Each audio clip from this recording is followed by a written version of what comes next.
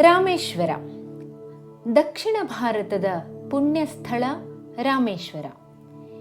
ಇದು ನಮ್ಮ ದೇಶದ ದಕ್ಷಿಣದ ತುದಿಯಲ್ಲಿರುವ ಒಂದು ಸಣ್ಣ ದ್ವೀಪ. ಇಲ್ಲಿ ರಾಮೇಶ್ವರ ದೇವರ ಪ್ರಸಿದ್ಧ ದೇವಾಲಯವನ್ನು ಕಾಣುತ್ತೇವೆ. ಇದು ಬಹುದೊಡ್ಡ ಸುಂದರವಾದ ದೇವಾಲಯ. ಇಲ್ಲಿನ ದೇವರು ಲಿಂಗದ ರೂಪದಲ್ಲಿಯೇ ಇರುವುದು. ಶ್ರೀರಾಮ ಈ ಲಿಂಗವನ್ನು ಸ್ಥಾಪಿಸಿದ. ಅದಕ್ಕೆ ಈ ದೇವರಿಗೆ ರಾಮೇಶ್ವರ ಎಂದು ಹೆಸರು. ರಾಮೇಶ್ವರನನ್ನು ಪೂಜಿಸಿ ಶ್ರೀರಾಮನು ಭಗವಂತನ ಕೃಪೆಯನ್ನು ಪಡೆದ. ದೇವಾಲಯದ ಒಳಗೆ ಹಾಗೂ ಸುತ್ತಮುತ್ತ ಅನೇಕ ಪವಿತ್ರ ತೀರ್ಥಗಳು ಇವೆ.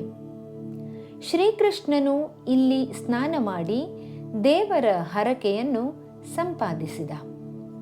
ಸೇತು ಎನ್ನುವುದು ರಾಮೇಶ್ವರಕ್ಕೆ ಇನ್ನೊಂದು ಹೆಸರು.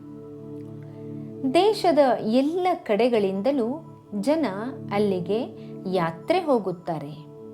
ಕಾಶಿಯಿಂದ ಗಂಗಾಜಲವನ್ನು ತಂದು ಅದರಿಂದ ರಾಮೇಶ್ವರನಿಗೆ ಸ್ನಾನ ಮಾಡಿಸುತ್ತಾರೆ. ಉತ್ತರದಲ್ಲಿ ಕಾಶಿ, ದಕ್ಷಿಣದಲ್ಲಿ ರಾಮೇಶ್ವರ ಎರಡೂ ಭಾರತದ ಎರಡೂ ತುದಿಗಳಲ್ಲಿ ಇವೆ. ನಮ್ಮ ಪೂರ್ವಿಕರು ಒಂದು ಕಡೆಯಿಂದ ಇನ್ನೊಂದು ಕಡೆಗೆ ಆಗಾಗ ಯಾತ್ರೆ ಹೋಗುತ್ತಿದ್ದರು.